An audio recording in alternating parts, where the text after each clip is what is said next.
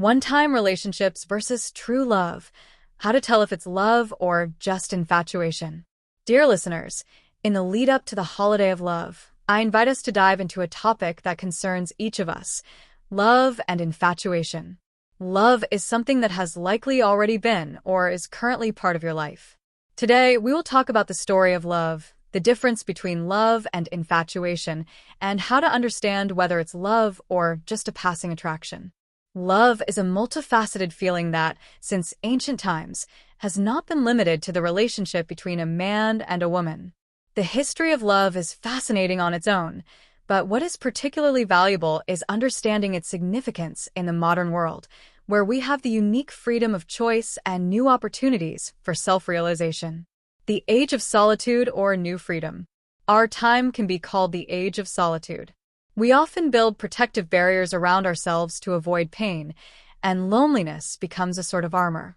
In the past, creating a family was an essential part of life, and the choice of a partner was often a lifelong commitment.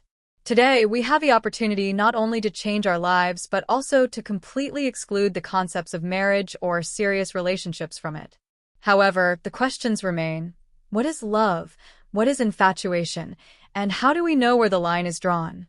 Each of us feels the need for love, as it makes life fuller, more sensitive, and happier. By the way, if you enjoy books on self-development, personal growth, and finance, be sure to subscribe to my channel. Let's get back to the topic of the book. Love and infatuation. What's the difference? When we talk about love and infatuation, it's important to understand that these are two different stages or states. Infatuation is an intense, emotional feeling accompanied by euphoria and passion. However, infatuation often has a temporary nature. True love is a deeper connection, based on respect, trust, and mutual support. Many wonder, when does infatuation turn into love? It depends on whether both partners are ready to go through the stages of infatuation and build something more enduring. This requires time, patience, and awareness. Modern trends and the search for happiness. Modern attitudes toward love and family are rapidly changing. On one hand, many still strive for traditional family values. On the other hand, there is a growing number of people who prefer to live alone or build an independent lifestyle. Young people increasingly choose autonomy, sometimes moving far away from society to find their own path. But what lies behind this choice? The nature of love and infatuation helps us understand these trends, contradictions, and the search for answers. The Dr. Jorge Bucay asserts that, by nature, human beings are solitary. This solitude conflicts with societal rules and morals. We seek balance between the need for love and the fear of pain. Which is stronger, love or infatuation? How long does infatuation last before it turns into love? These questions remain relevant, and the answer is personal for each individual, as the path to true love is always a personal choice based on awareness and self-understanding. In the modern world, there are different approaches to life. One group of people prefers to oppose societal trends and choose solitude, while another group adheres to society's rules for its approval. Philosophers like Machiavelli and Kant believed that human nature is inherently selfish. People choose to live in society not only for survival but also to fulfill their desire for dominance and power. The opposition to this wolf nature of humans led to the creation of norms and morals that limit animal instincts, preventing chaos and abuse. Another philosophical view, represented by Nietzsche and Cicero, argues that solitude and independence are the main goals of a person. They believed that by achieving independence and becoming the master of one's life, a person no longer interferes with others' pursuit of happiness.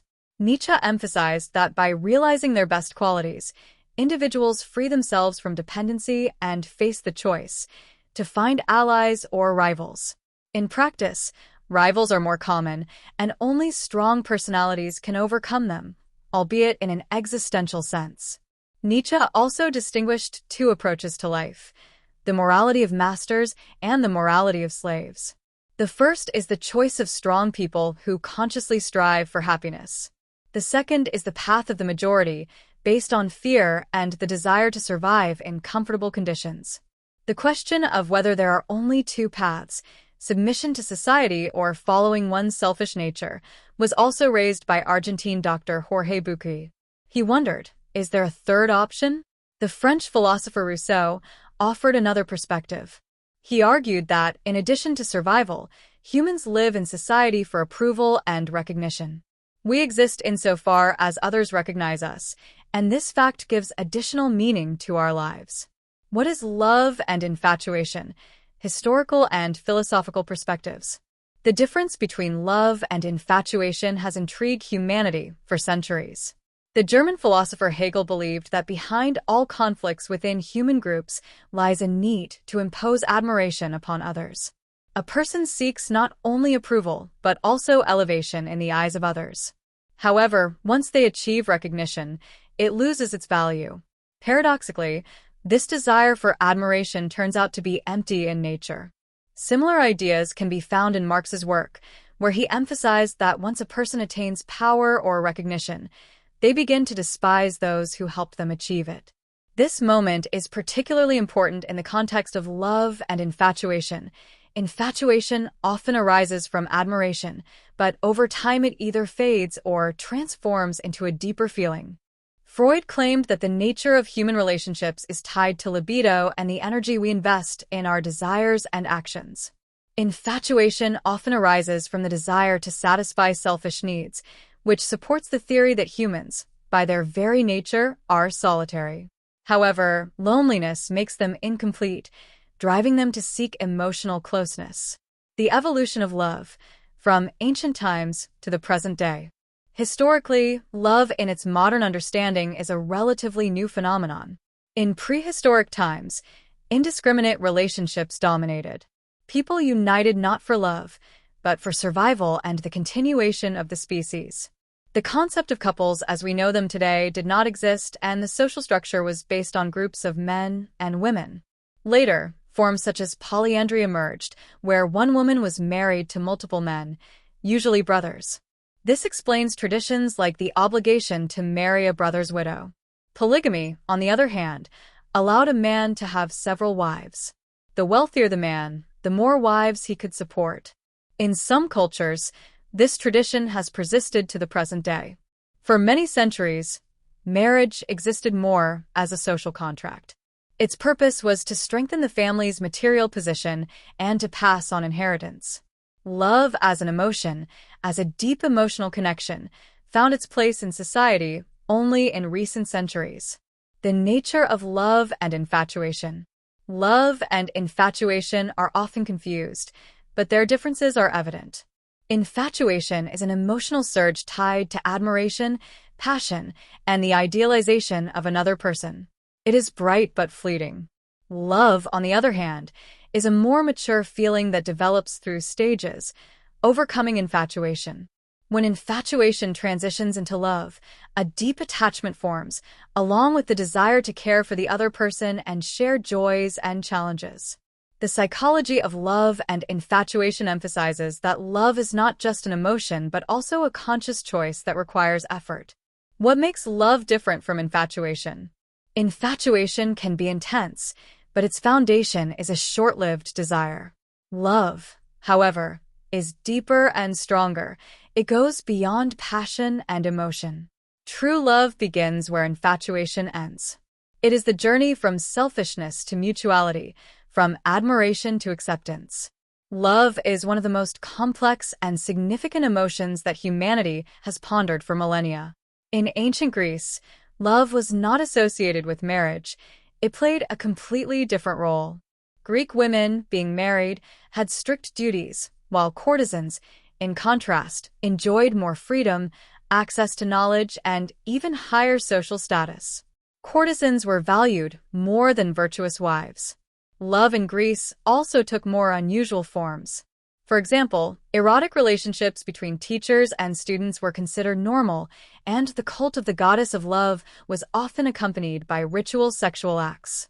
Herodotus wrote that in Babylon, women had to engage in a relationship with a stranger at least once in their life in a temple to honor the goddess. According to Greek mythology, first there was chaos, vast and dark. Then came Earth and Eros, the embodiment of love, which gave form and meaning to everything. Eros, as a force, united people, created harmony and inspiration. The symbol of this love was the image of a young god or cherub with a bow and arrows that struck the hearts of gods and mortals. The Greeks distinguished three types of love: the love of youth, the love for good, and the love for contemplation. Eros, in the Platonic sense, was understood as the desire for what a person lacks, whether physical, emotional, or spiritual. It was this feeling of lack that made people seek love, striving for self-realization. Greek philosophers divided love into two levels: the lower one, connected with the satisfaction of needs, and the higher one, inspiring wisdom and virtue. The highest love is the aspiration for beauty, harmony, justice, and truth. It was this type of love that inspired philosophers and thinkers. Eros was considered a mediator between mortal humans and immortal gods, uniting them. It was not only a feeling but also a driving force that led a person from the mundane to the divine, from the earthly to truth and wisdom. For the Greeks, love was not just an emotion. It was a means of drawing closer to the divine, achieving higher goals, and attaining immortality through truth and beauty.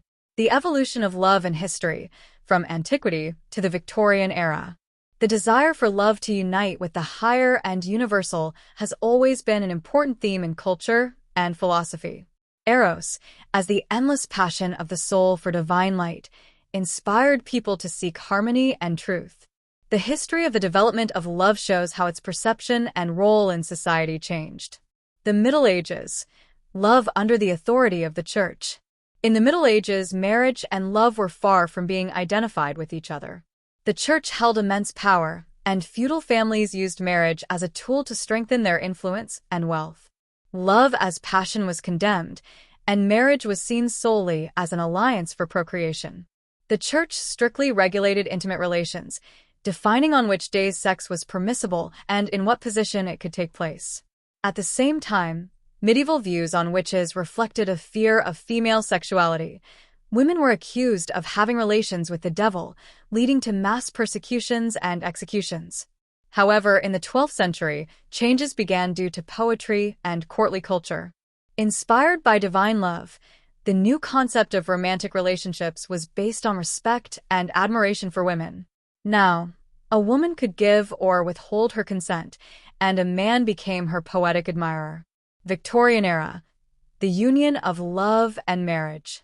By the 17th century, families began to form in Europe where men and women lived separately from large family estates. Marriage increasingly became associated with love, although patriarchal values still persisted. The Protestant Reformation, led by Martin Luther, also changed perceptions of marriage. Marital relations ceased to be solely a spiritual sacrament and became a civil union. Luther argued that marital sex was good and healthy, advising people to enjoy everything that wasn't considered sinful. This Reformation quickly spread across Northern Europe and America, where new approaches to marriage and family life developed. Women gained more rights, and the ideals of love and sexual pleasure gradually reconciled. However, by the 17th century, emotional closeness in relationships began to give way to cold self-restraint and formal manners, which became characteristic of the Victorian era. The development of love from the Victorian era to modern times, transformation of feelings and relationships. The Victorian era, 1800 to 1900, established a strict ideal for women: modest, restrained, virtuous, with their place being at home with children. Women were attributed melancholy, tearfulness, and prudence. The man, in turn, was considered the head of the family, and his behavior was also governed by strict moral standards. Women's sexuality was almost entirely unacknowledged. It was believed that they lacked pleasure in intimacy unless they were women of easy virtue. Against the backdrop of this suppression of sexual feelings, the number of prostitutes in London grew, as well as the production of erotic literature. However, the Industrial Revolution brought its own changes. Women became more independent. They began fighting for the right to vote, the possibility of divorce, and the freedom to choose a life partner. The 20th century, romantic love and sexual freedom. The 20th century brought a new perspective on romantic relationships. The myth of the possibility of harmoniously combining emotional, friendly, and sexual intimacy within one couple arose. People began to think about how to combine tenderness and care with building a family. At the same time, ideas of free love, open marriages, and progressive polygamy emerged. Many began to see the right to sexual pleasure as equal for both men and women. It became possible to marry more than once in a lifetime, and love took on a freer, more personal character. Eric Fromm, The Art of Love as the Foundation for a Happy Life. In his book The Art of Love, Eric Fromm describes love as an art that can and should be learned. He argues that many people mistakenly believe that their problems in the realm of love are related to finding the perfect partner. However, the real difficulties lie in our inability to understand love and to manage it. Fromm emphasizes that, despite the desire to acquire knowledge and skills in other areas, most people leave the art of love to chance. Our human relationships and happiness directly depend on our ability to love consciously. Another false starting point is to think that the problem lies in our ability or inability to be loved. In this case, all our efforts will be directed toward having enough merits to achieve this.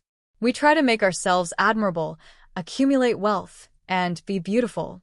Eric Fromm believes that the most important thing is not to be loved, but to cultivate and nurture our ability to love. Some people think that loving is very easy, confusing love with the feelings they experience from their passions. This is the feeling of sudden and wonderful encounters, this instant charm that gives us strong sensations and a fleeting impression that we have left our loneliness behind. But these intense moments are temporary, and then we continue life with a sense of emptiness and the impression that we have once again made a mistake. Fromm believes that we should not be deceived by the ease of loving. For him, the art of loving requires theoretical and practical knowledge, elements of reflection and understanding, and, above all, a clear and profound interest in the subject, i.e., understanding the real importance of love in our lives. What is love? The feeling of dissatisfaction with another person's needs conditions our search in the realm of love. This feeling of loneliness can find many paths of salvation in modern society. Some attempt to overcome this sense of loneliness through drugs, alcohol, or sex. It is about leaving behind the feeling of emptiness with sensations and strong feelings that make us momentarily forget our solitude. Others find refuge in groups, whether it's a gang or a relatively normalized human group, a socialized setup of unconditional submission to group norms, which provides a sense of security and allows them to avoid the necessity of making their own decisions and taking responsibility for their life. In reality, love will only be possible based on freedom, and a person can act freely only when they accept their individuality, when they decide not just to survive, but to live until they understand how important it is to create, rather than produce, in their life. Loving is, above all, giving. Giving, for some, signifies loss, while for a truly free person, giving is an act that draws from their own strength, personal wealth, and power. Giving brings more happiness than receiving, not because it is deprivation, but because in the act of giving, my life force is expressed.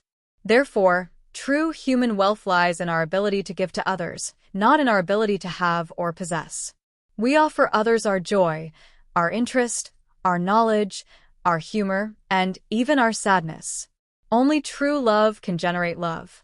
Our human helplessness, our greatest weakness, is our inability to give love. True love manifests in real and active care for the life and growth of the one we love. If this care is absent, it is difficult to speak of love. What is love? It is not just a feeling. It is the willingness to work for what we hold dear.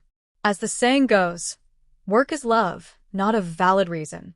When we love, we respond to the feelings of the one we have chosen, but this response is not an obligation. Rather, it is a natural expression of deep feeling. The difference between love and infatuation is that love requires respect and knowledge of the other person, recognition of their individuality. How to distinguish love from infatuation? Love does not turn the partner into an object fulfilling our own shortcomings, but gives with true generosity. When we give without expecting anything in return, we truly love. In the act of love, By giving myself and merging with the other person, I find myself, discover them, and myself simultaneously. This is a unified process where the components depend on each other. When we love, we care for the other person, feel responsibility for them, and respect them because we truly know everything about them. These are the signs of love. Freud believed that sexual energy drives people, and many psychoanalysts supported this view. People, after sexual pleasure, experience love. However, there is also the opposite viewpoint. People who fall in love with each other receive sexual pleasure from each other. It is true that people who meet by chance and have a good night may feel emptiness because infatuation does not always turn into love. What is stronger, love or infatuation? It depends on how deeply we perceive the other person. Trusting relationships and love can reveal the best qualities in partners. Love and conflicts. To think that love means the absence of conflicts is a mistake. Conflicts, reflecting our inner self and our most significant doubts, are necessary for spiritual growth. These conflicts, born of love, can lead to catharsis, from which we emerge with a greater understanding of ourselves. When does infatuation turn into love? It happens when two people can communicate from the deepest and most sincere parts of their being. Love is a process of constant challenge that helps us grow and develop. It is important to understand that the nature of love and infatuation requires deep relationships and a constant striving for a better, more fulfilling life. Eric Fromm argues that a person must consciously decide that they want to meet their love. To do this, he recommends 3 important things. First, it is concentration, the ability to fully focus on what you are doing at any given moment. This is especially important for listening attentively to the people you are interacting with. Secondly, it is discipline. Without it, it is impossible to achieve any goal, including the goal of building healthy and sincere relationships. And finally, patience. In the modern world, we are used to the rapid gratification of our desires. For example, when we lack money, we can take out a loan. But with feelings, it is not so simple. How can you tell? Is it love or infatuation? To attract love into your life and find a worthy person, it is important to arm yourself with discipline. Learn to focus on what you are doing, be attentive to others, and give yourself time to meet the one you will love and who will love you. Another important component of love is faith. The faith in the person you love, as well as faith in other people. If you do not believe in the person you love, it is impossible to build a relationship. Faith in other people also says a lot about us. If we do not believe in ourselves, it will be difficult to believe in others. A loving person is always willing to take risks. The psychology of love and infatuation shows that faith in a person and readiness for risk are essential elements of true love. Faith also means being ready to face possible disappointments and pain because to love means to take on commitments without a guarantee of success, to give yourself fully in the hope of reciprocity. As Eric Fromm says, love is an act of faith, and those who have little faith often cannot truly love. When does infatuation turn into love? It happens when a person is ready for self-sacrifice and trusts another, despite all possible risks. An interesting version of the nature of love is offered by the Spanish philosopher and psychologist José Marina. He believes that love is a labyrinth within a sentimental labyrinth. What is love, and what is infatuation? In his opinion, love is not just a feeling, but an activity. It is not only what you feel for another person, but also what you want to do with them, what you are ready to build together. In this context, it is important to understand that the signs of love and infatuation may not always be obvious, and when we are unclear about what we actually feel, we risk experiencing disappointment. Therefore, it is important to receive sentimental education in order to understand what is happening in our relationships and feelings. This will help avoid mistakes and disappointments on the path to true love. When we realize that love is not only about feelings but also about actions, and when infatuation gradually develops into love, we begin to realize that true love is not just emotions, but a full-fledged activity, a willingness to commit, and a sincere desire to care for the other person. Understanding what is happening to us is no less important, and sometimes even more important, than acquiring scientific or technical knowledge. This is easy to understand for any reasonable person. When it comes to whether we love someone, there is often confusion between real love and mere desire. Love always includes desire, but not every desire grows into love. We often confuse love with longing for a person or with the desire to possess them or enjoy their company. We also tend to confuse love with infatuation. Infatuation is not a state, but a process. It is a verb that develops, while love is an active creator. It fills us with energy and directs us into action. Infatuation attracts us with its intensity because it pulls us out of a state of apathy and indifference. That's why many seek to experience it simply to escape boredom. However, infatuation is an obsessive idea, which usually has a limited duration. When we truly love, our feelings become much deeper. It is not only joy, but also a sense of security, confidence, and euphoria. Love gives us satisfaction that fills our life with meaning. It provides a sense of protection, and this, in turn, helps us live more fully. The idea that love is fleeting may lead us to abandon it at the first signs of difficulty. But if we see love as something eternal, we must view it not as a state, but as an activity. For love is what we want to do with this person. It is what we want to share with them. To live together, travel, give gifts, eat, sleep, play. Men and women may love differently, and perhaps this is due to how we express our feelings. People who are used to valuing themselves for their professional achievements often do not realize the important role emotions play in their lives. In our time, professional qualities are valued higher than emotional intelligence, although it is emotional intelligence that determines whether a person is happy. It influences how satisfied a person is with their life, how they feel in relationships, and in general, how happy they are in their everyday life. Love and infatuation are two states that are often confused, but there is a significant difference between them. Infatuation is a process accompanied by strong passion and emotions, but it does not always lead to real love. Love, on the other hand, is a deeper and more stable feeling based on understanding, responsibility, and care for the person. Infatuation, though it may be intense, is often just a temporary state that fades, leaving behind only memories. To understand what love is and what infatuation is, it's important to distinguish their signs.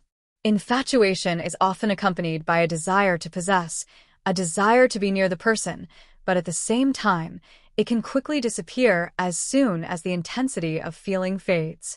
Love, however, develops slowly, strengthens, and becomes more mature, based on trust and respect.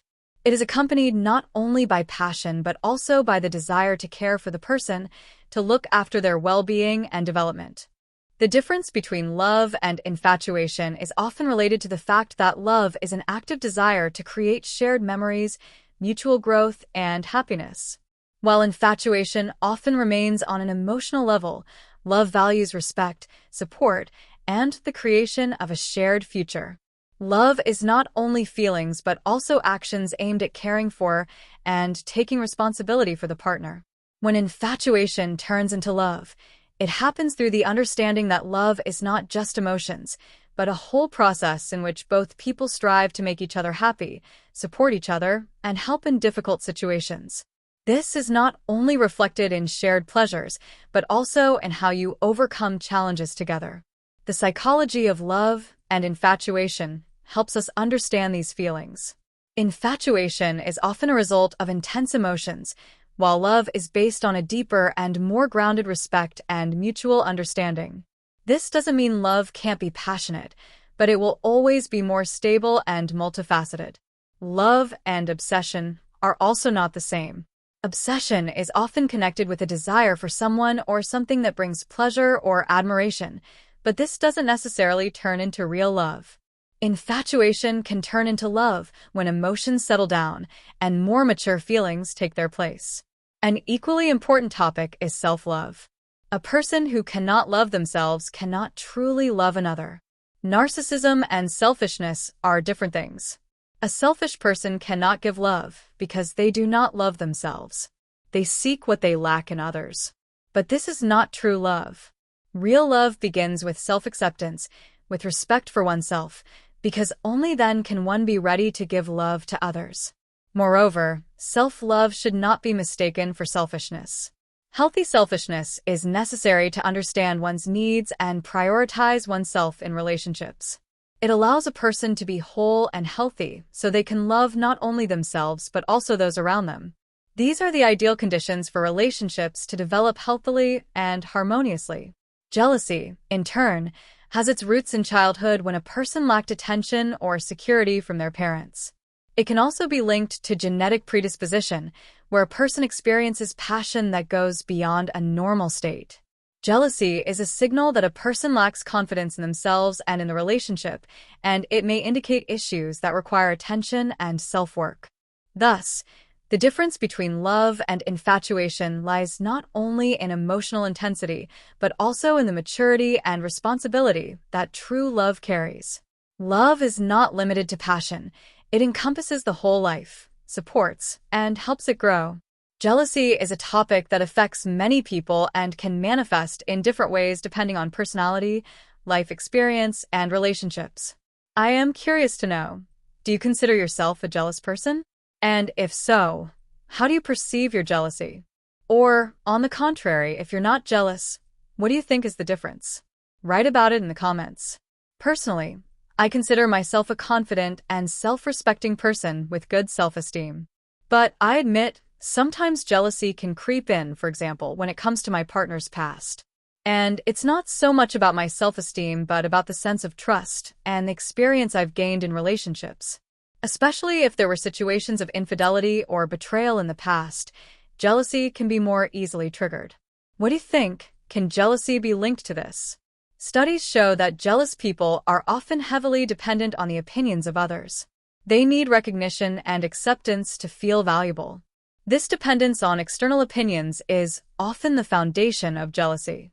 Such people are very sensitive to criticism, especially from their partner, because for them, the evaluation of their loved one is crucial to feeling their worth.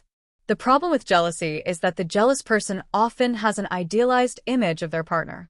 They project their subconscious expectations and fantasies onto them, which do not align with reality. In relationships, the jealous person perceives their love as property, creating an illusory image of their partner that only exists in their imagination. This makes the relationship painful and obsessive, and also destroys trust.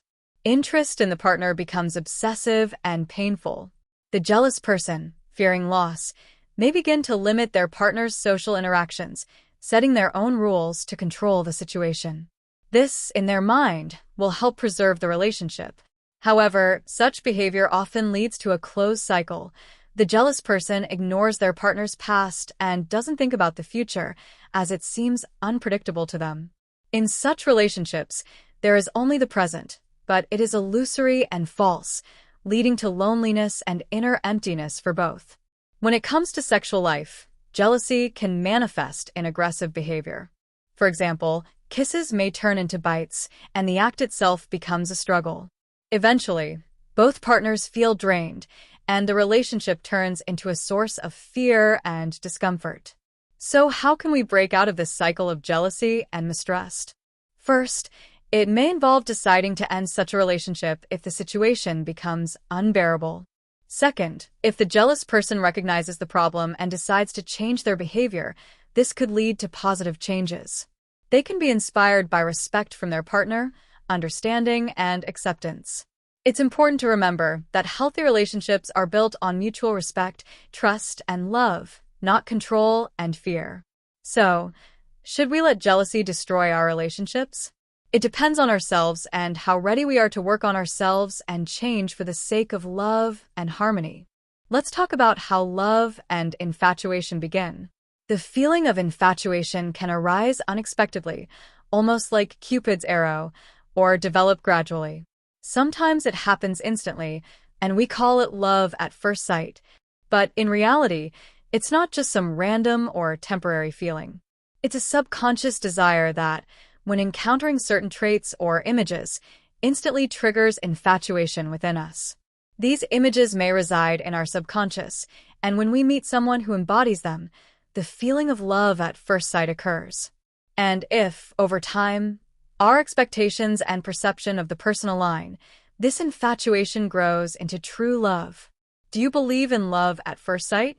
Or perhaps you have your own story related to such a feeling. Share it in the comments. But there is also a second way love can develop. It's through gradual mutual discovery. At first, people may be completely indifferent to one another or even feel some dislike.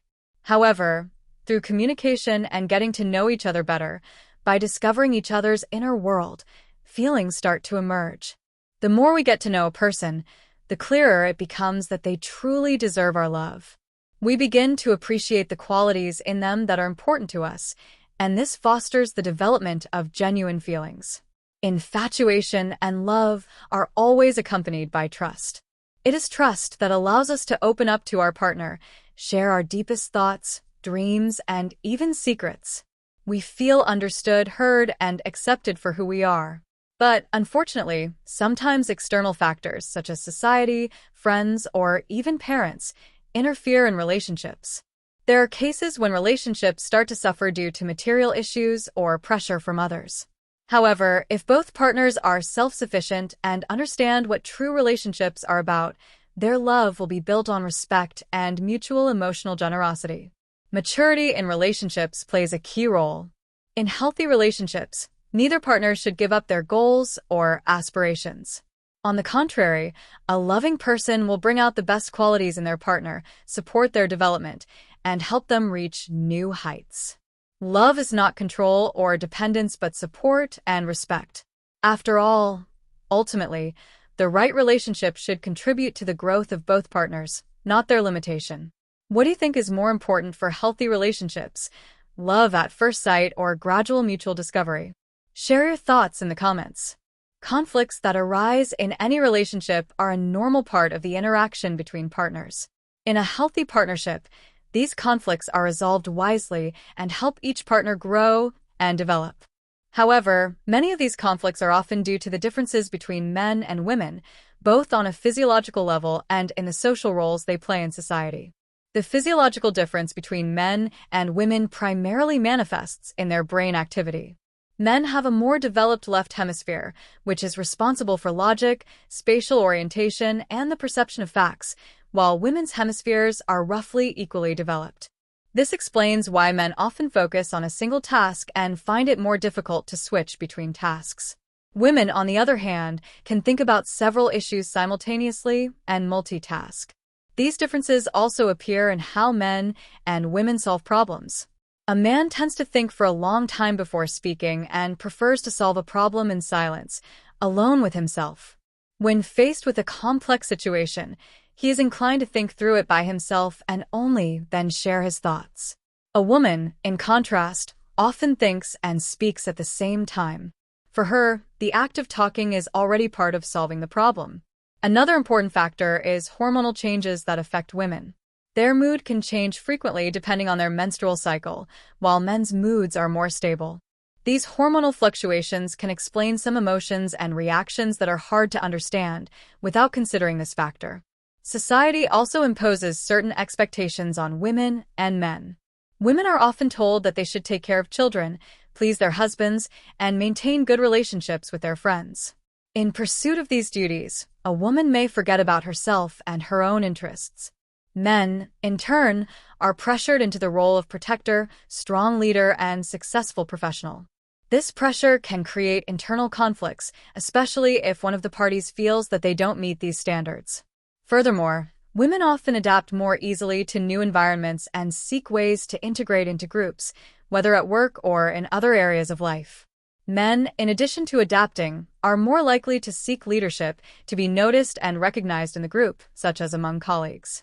These differences between men and women are not just biological traits, but also social expectations that shape behavior and perceptions of each other. Understanding these differences can help partners better understand the causes of conflicts and find ways to resolve them. When it comes to relationships, it's important to understand that each partner may have different needs and ways of perceiving situations. This is especially true when one partner is going through a tough time.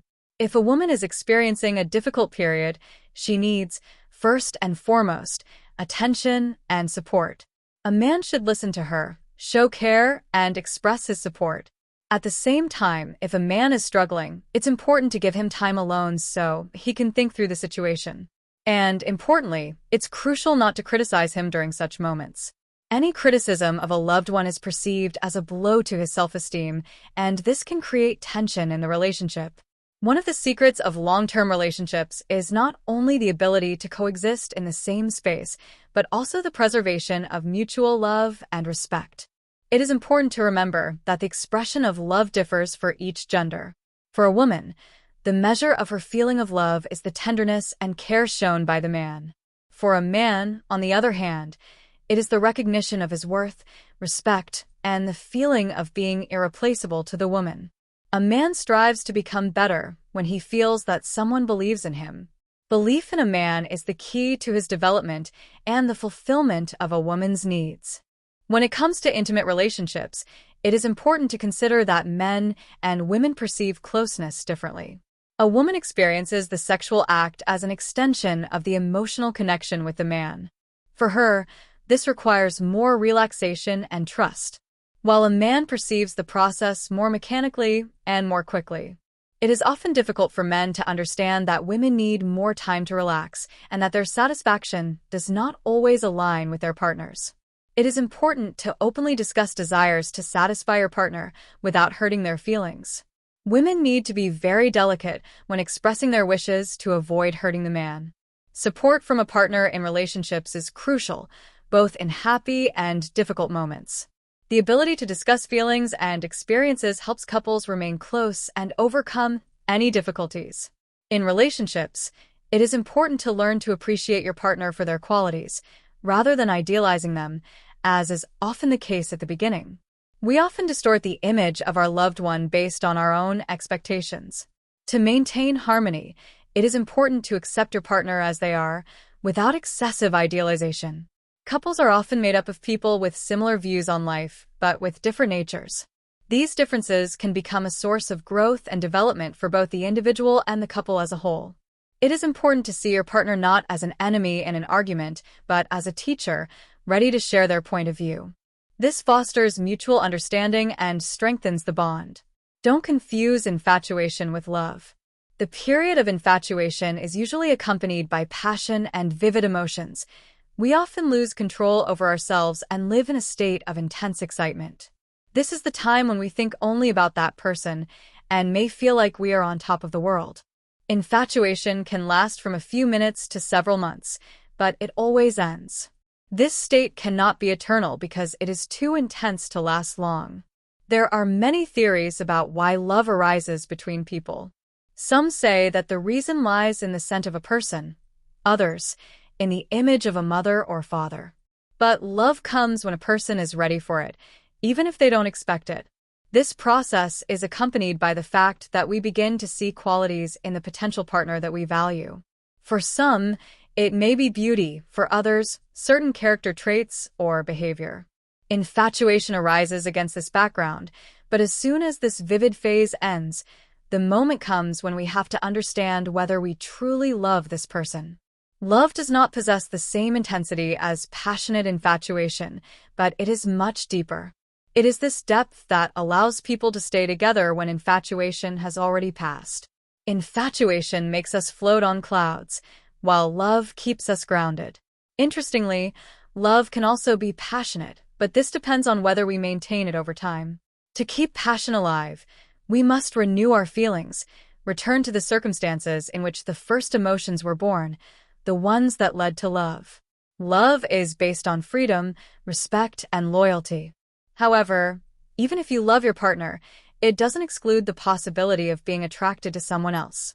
In such cases, it's important to figure out what you want for yourself and for your partner in these relationships. In reality, when people are unfaithful, they are not betraying a specific person, but rather the relationship itself. Loyalty must be a free choice from both partners. It is also daily work on the relationship, attention to each other, small gestures of love that strengthen the bond. If, in a relationship or marriage, you've fallen in love with someone else and cannot control this feeling, it is important to be honest with your partner. Admit this without humiliating them or comparing them to the new person. If you love someone, you respect and appreciate them. The next step is to agree on what your relationship should look like. Let it be an agreement that both of you understand, and in which the needs of each partner are considered.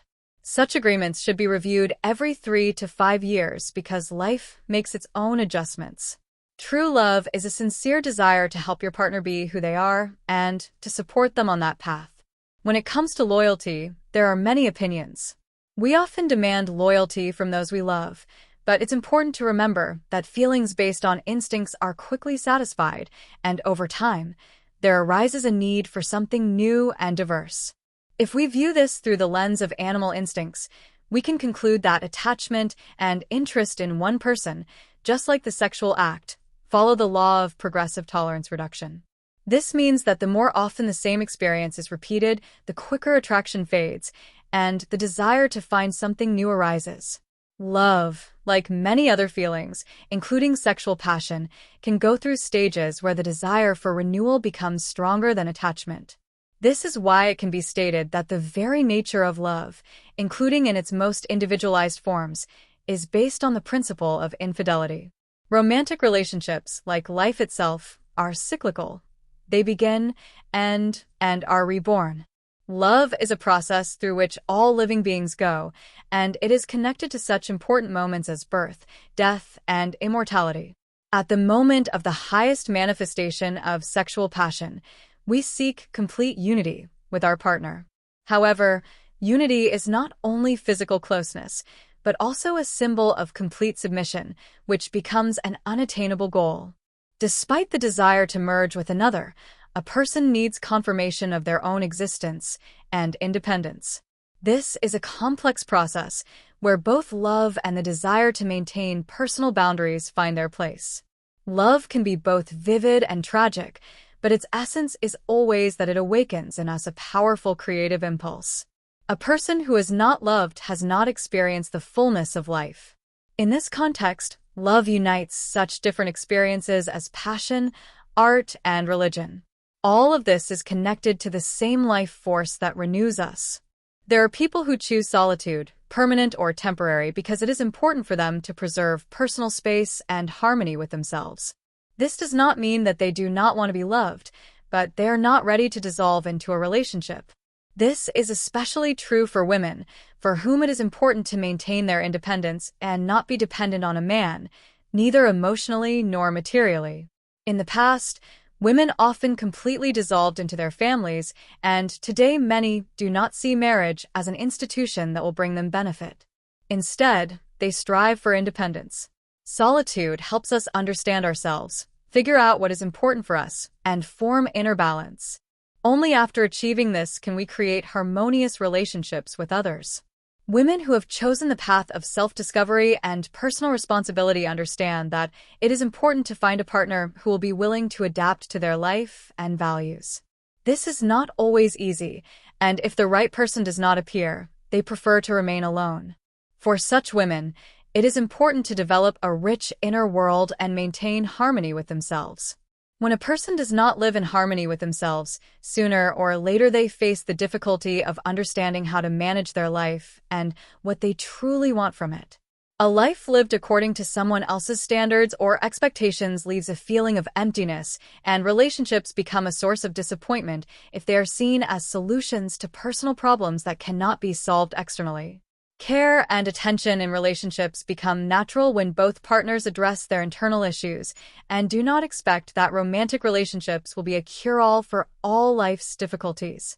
To create a healthy and strong couple, one must learn to find the point of intersection where the interests and desires of both partners are mutually satisfied. This work requires time, patience, and constant effort, as the path to harmony in relationships never ends. Today, there is a trend toward the formation of mixed couples, representatives of different cultures. For example, Europeans and African women or other ethnic groups initially experience a period of mutual fascination, but soon face differences in cultures, traditions, and perceptions of life. However, it is these differences that can become the foundation for a deeper mutual understanding. When a couple uses mutual respect and a willingness to understand and appreciate each other's culture, they can find compromises and create relationships that benefit both. Such an experience is not only an opportunity to experience new moments, but also a chance to deepen personal perceptions of life. Sharing new experiences with a partner, learning about another culture and perspectives on the world, all of this enriches the relationship and helps the partners become more self-aware. The difficulties that arise from differences can be overcome through tolerance and a desire for mutual understanding. This is an experience that brings genuine moments of love and respect. In the course of our discussion, we touched on important aspects of relationships, love and infatuation, as well as self-understanding in the context of personal experiences and interactions with others. It is important to remember that love and infatuation are two different states that develop differently and require different approaches. Love is a process that goes deeper than initial passion and requires effort to create harmony and mutual respect in relationships. Infatuation, although it captivates with emotions, is often a temporary state that can evolve into something more lasting if both partners are willing to work on themselves and their relationship. It is also important to remember that each of us must first understand and establish our inner world before giving our love and attention to another. Only by resolving our own problems and freeing ourselves from inflated expectations can we build healthy and harmonious relationships. It is crucial to remember that relationships are work that never stops, but rather requires continuous development and respect for differences. If you want to continue developing and find inspiration in the world of literature, subscribe to my book summary channel. Here, you will find plenty of useful ideas and practical advice for personal and professional growth. Your support means a lot to me.